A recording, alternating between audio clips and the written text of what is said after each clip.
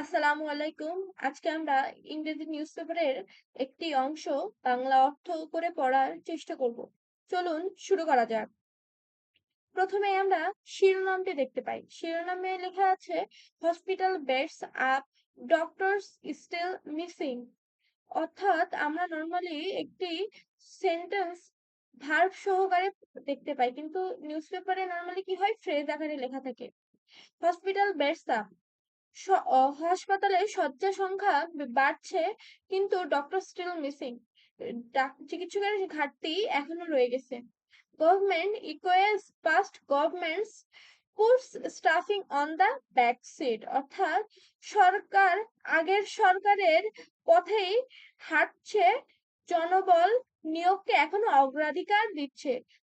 On the back seat এটি একটি phrase যার অর্থ অগ্রাধিকার না দেওয়া। এখন আমরা মূল প্রতিবেদনে আসি। মূল প্রতিবেদনে বলা হয়েছে the government is increasing hospital bed capacity without adequately addressing staffing gaps.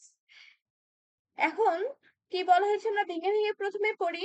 The government is increasing hospital bed capacity. সরকার হসপিটালের শয্যার ধারণ ক্ষমতা বাড়াচ্ছে without adequately addressing staffing gaps. জনবলের জনবলের সমস্যা সমাধান না করেই। অর্থাৎ পুরো অর্থে এভাবে দাঁড়ায়, সরকার পর্যাপ্ত জনবল সংকট দূর না করে হাসপাতালের শয্যা সংখ্যা বাড়াচ্ছে। Raising questions of whether any meaningful improvements in patient care would come from the initiative.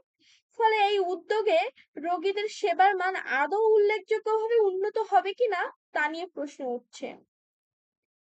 এখন পরবর্তী প্যারায় দেখতে পাই, within 3 months of taking office, দায়িত্ব গ্রহণের 3 মাসের মধ্যেই the current administration বর্তমান সরকার has also embarked on hospital expansion initiative। আগের দুই সরকারের মতোই কর্মসূচি শুরু করেছে as the previous two government did। অর্থাৎ আগের দুই সরকারের মতোই approving the addition of another 1100 beds in public hospitals। দায়িত্ব গ্রহণের 3 মাসের মধ্যেই বর্তমান সরকার আগের দুই সরকারের মতো হাসপাতাল সম্প্রসারণ কর্মসূচি শুরু করেছে এবং সরকারি হাসপাতালে আরো 1100টি শয্যা যুক্ত করার অনুমোদন দিয়েছে। পরের বারে দেখতে পাই, the expansion comes even though